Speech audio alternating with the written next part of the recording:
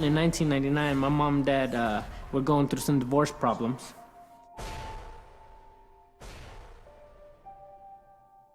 And my dad ended up murdering my mom, and then he committed suicide. You close your eyes, lights turn off, and sound of your ear goes doo, and just stays quiet. Your heart just stops, and that feeling never goes away. When I box in my tournaments, I'll look around and I'm just like, my mom and dad could be here, you know? So it's difficult. It's difficult. It's like a piece of you gets yanked from your heart, your soul. To this day, we still live with that, you know? That's when my life stopped. At that moment, I started a new life. And I'm using what I went through to keep myself focused and keep fighting forward. That is my strength, what happened with my parents. I try to turn it into a positive. There's nothing out there that I cannot conquer right now, because there's no harder pain that I've ever felt. You gotta keep fighting, you gotta keep doing it, and whatever you choose to do with it is what decides outcome.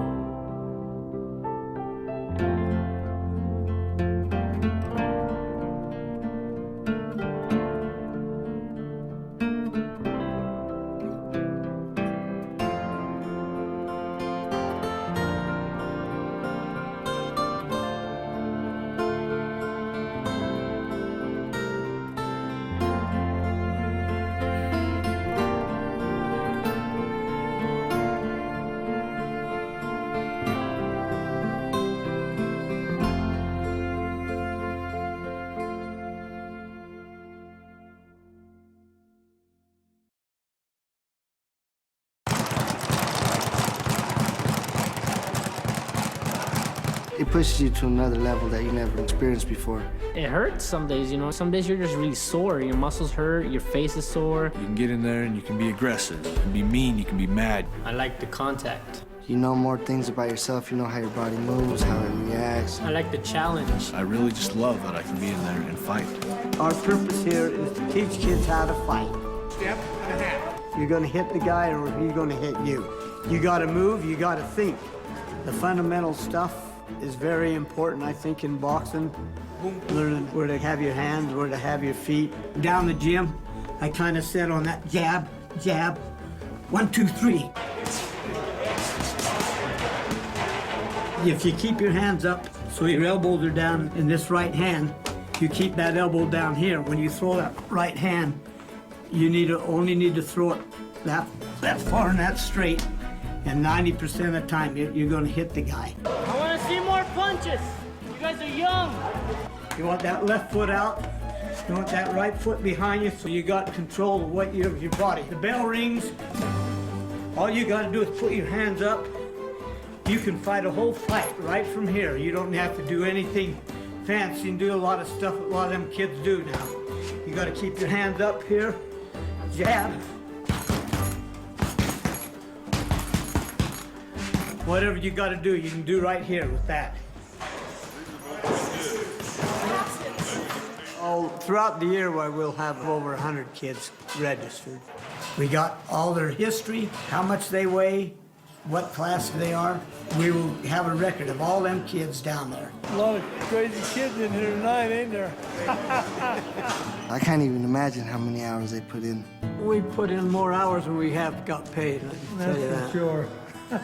We don't charge these kids anything. We never ever even thought about making money on it. What we wanted to do is have as many kids come to the gym as we could and teach them how to fight. I feel great. I think I could go on doing this as long as they're not hitting me. I could go on for a long time. Okay, hit that hand. Boom. Boom. Take that little step. Okay. I went into this local boxing gym and this old man 60-something-year-old man came up to me and asked me what I was doing in there, and I said, "I'm here to fight. I'm a fighter." He smacked me across the face, and I said, "You know, what are you doing?" He said, "I thought you said you were a fighter." I said, "I am," and he smacked me again. He said, "If you were a fighter, you could block that." Oh my gosh, guess I'm not a fighter. That 60-year-old man was Gene Fomer.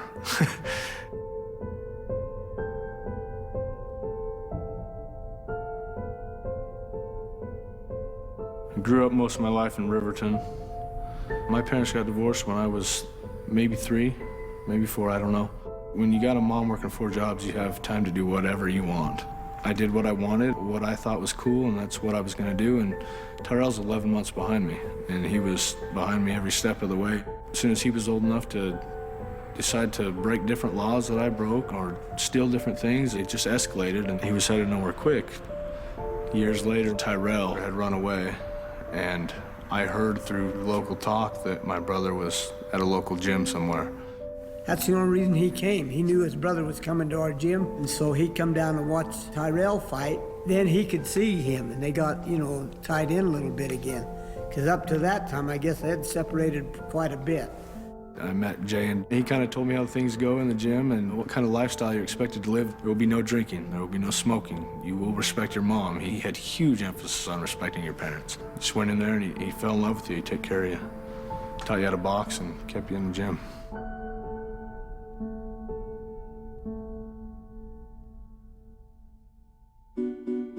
The first day that I came here, I felt good, like I felt, you know, like in place. My name is Miguel Pena, and I started coming to the gym when I was like 13. I came steady for 2 years, and then started getting into like trouble. One thing led to another, and then I got locked up for like 2 years. Went down a different path, and took 2 years from my life, you know. Juvenile detention was like a cage. It was terrible, you know, for my mom because we're really close. It just hurt her, like she would be crying in tears, telling me how much she missed me, how my little brother and sister missed me at home. At that point, I was like, I'm just gonna do what I want to do. I don't even care, no one cares about me, so, you know. That's when you realize who the real people that really care about you in your life. Out of everybody that I know, the only people that wrote me were my mom, my dad, my little brother, my little sister, and Jay Fomer. It was crazy. It was like, this person really cares about me, and he's not my family. I knew he was a good kid. I just kind of wrote and told him, come out, we got a place for him, we're waiting for him to come back, and he'll pick right off where he ended. That's when I wrote him back, and right there I told him, if you still want to be my coach, then I would train for him again and give it my all. And he's had little problems, but now he's back in because he's got fighting to do. He's got boxing. He wants to be a champ. I think he sees that I really want to do the sport, you know. I'm really looking to start a career in boxing, you know.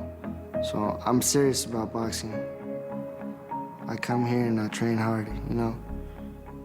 So I think he sees that.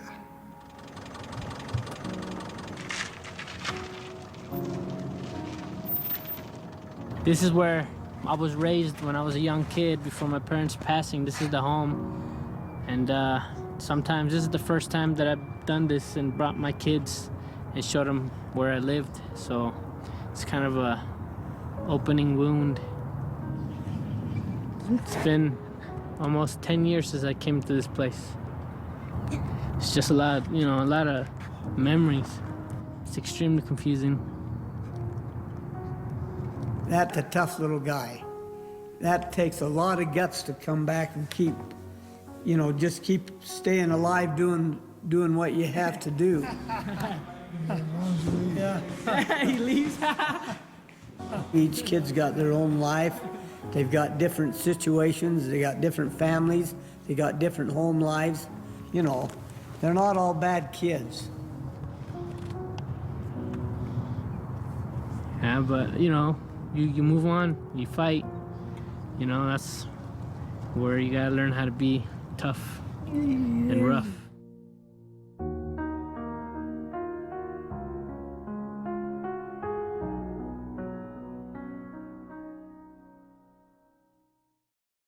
When you hear the name Fulmer, you think of fighters.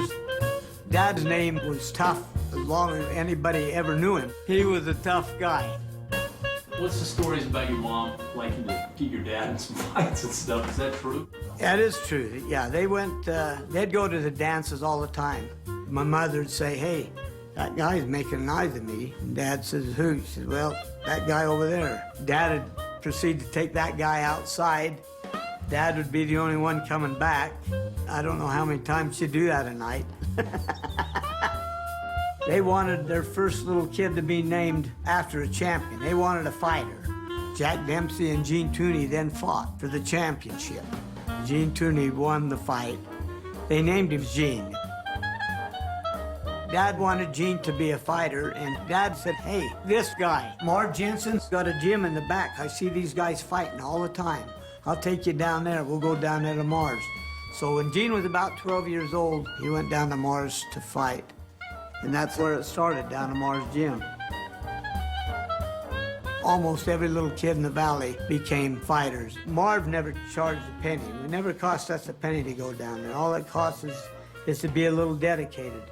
You couldn't smoke, you couldn't drink, you do other things you're supposed to, and you can be here, and he give us all a sweater. Said West Jordan. He said, if you foul up and do any of them things I told you not to do, we're taking that sweater back. I still got mine. Don's got his. Gene kept his. He had over 150 kids come down to his gym at one time or another. He had some great fighters. There's been no greater fighters anywhere than out of Marv Jensen's gym, that little gym in West Jordan. It says here, one of these days, one of these West Jordan boys is going to become great. Gene was 18 years old then. Back then, you had to have about 25 pro fights before you could get a television fight. Gene was a middleweight, 160 pounds. He fought Jackie LeBou. He kicked that guy's butt.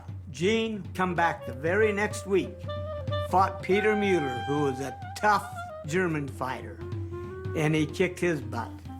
From that day on, it was Cyclone Gene Fulmer. Stuck with him the rest of his life. When he got a chance for Sugar Ray Robinson, he fought him and beat him. Sugar Ray Robinson was the best fighter in the world, and Gene beat him. They thought that was just a fluke when he beat Robinson the first time. Well, that wasn't a fluke. We knew it wasn't a fluke. Gene knew it wasn't a fluke. He beat him once, he lost, he got a draw, and he beat him again. Gene was a world champion, and he showed us what can be accomplished. And just like Gene, me and Don says, hey, I want to be a champ also. On the 12th of December, 1956, I fought my first pro fight in Madison Square Garden. Louis Milan, the 4-rounder, and I won that fight. This really boosted me up. I mean, I thought, here's a chance of a lifetime. I don't know of anybody that's fought their first pro fight in Madison Square Garden. I got everything ahead of me. I ended up with 27 pro fights. I was fighting some great fighters. I didn't know how far I could go. It was in 1960. I fought Dickie DeVeronica. It was in New York, and it was a television fight. I was seeing double, and they were both hitting me, and I wasn't hitting either one of them, and I figured I better stop. I thought, we better get them eyes checked, because I said, I'm having a problem. The doctor told me if I keep fighting with that hemorrhage muscle in my eye, you could go blind. Well, that's the hardest blow I had. Out of all the fights, that was the toughest.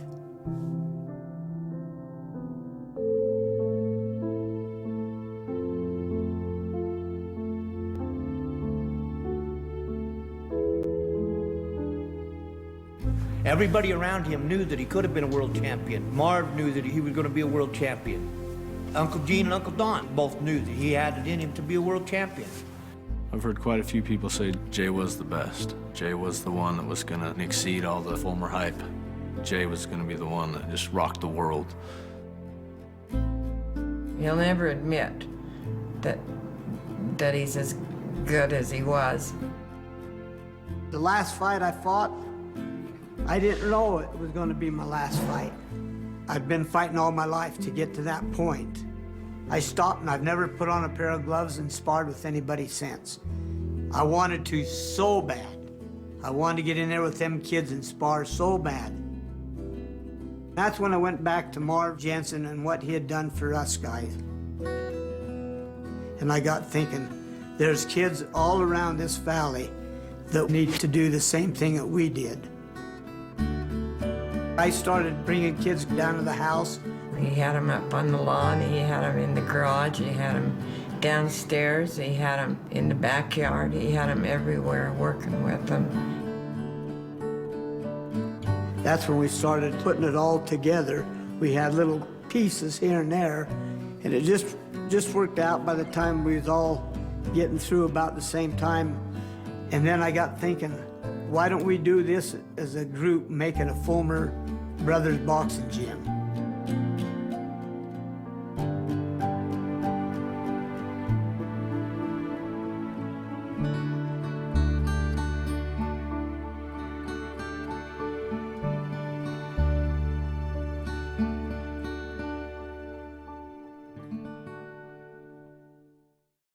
This is how much peanut butter I go through. I've actually went through this in like 2 weeks, so that's a lot of peanut butter. I'm getting ready for a fight. It's on Saturday, so I gotta go work out around 6:30, 7 o'clock. And I try to load up on protein so I can go into my body and stuff. And this is where the butterflies start. I mean, I got told yesterday my butterflies are already... I've been training real hard ever since my last fight, and I haven't stopped training, so I know I'm ready. It's just a matter of the nerves are just there, and it's like you gotta live with it right now, and I'm nervous already, and even though I feel like I'm gonna win. Welcome to the Fight for Your Life, Friday night. Fights here, the year-end battle. Gonna see some terrific bouts here tonight. There's 17 bouts all together, some of Utah's finest amateur. You excited to fight tonight? Yes, I am, you know. I've been training hard to do this, so I'm gonna try my best. Now it's all a mind game from here. Just get yourself ready, relax your brains.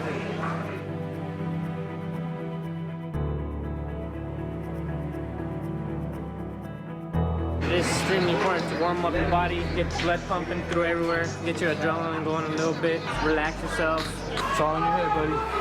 You gotta want it more, man. You know what I mean? Nobody gonna give it to you. You go out there and you take it. So keep a level head and listen to your corner. Got it? It starts now. It's time to go, buddy. 100. Robin, Tomato, Ignacio, Charette. Stay tough, buddy. Hands up, be first.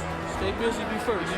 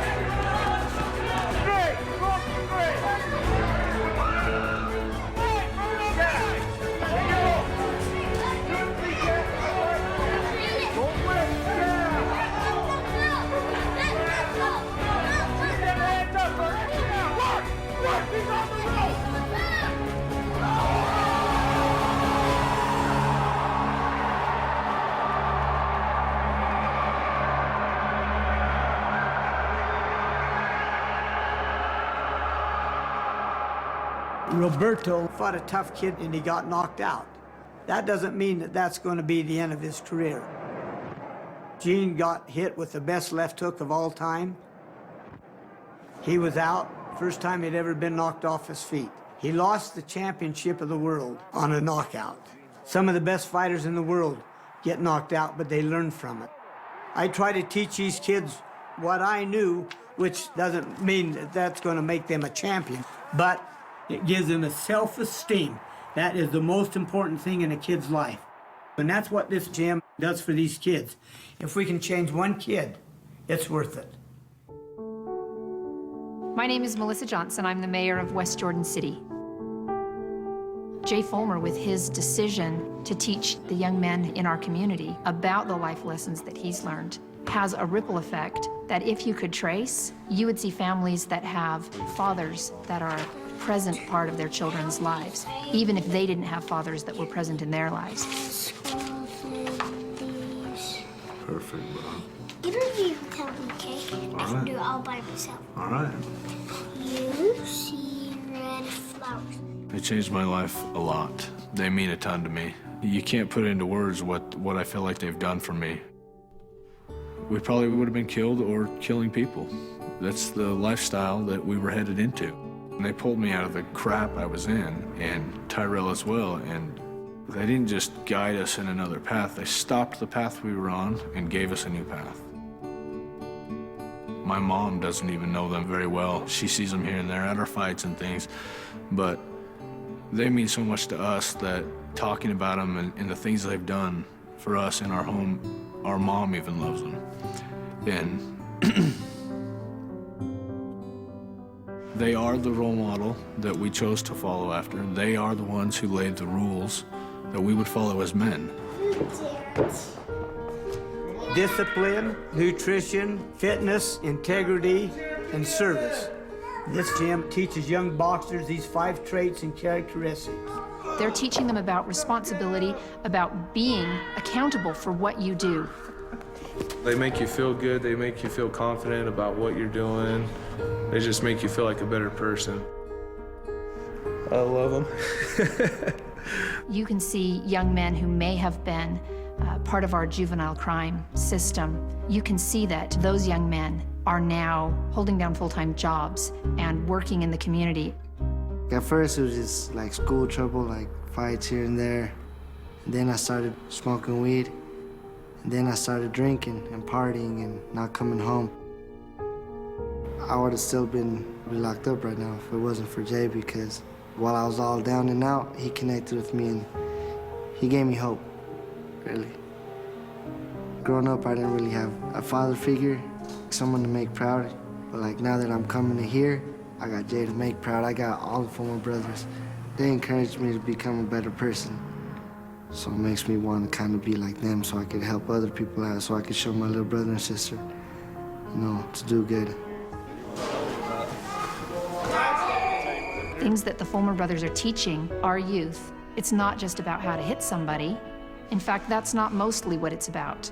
Just like Marv did with us, you know, I mean, he made a big impact in our lives, and if we can make the impact in some of these other kids' lives, why, that's good. Marv, I think, would love to be here now and see this. You don't need to be a champion to start with. You don't have to be a gung-ho guy. We try to give them goals to live by. We try to get them to do the very best you can. We're not saying everybody's gonna end up being a champion, but I can guarantee you, if they keep coming down, they'll be better kids and they'll be better citizens. That's all we can ask.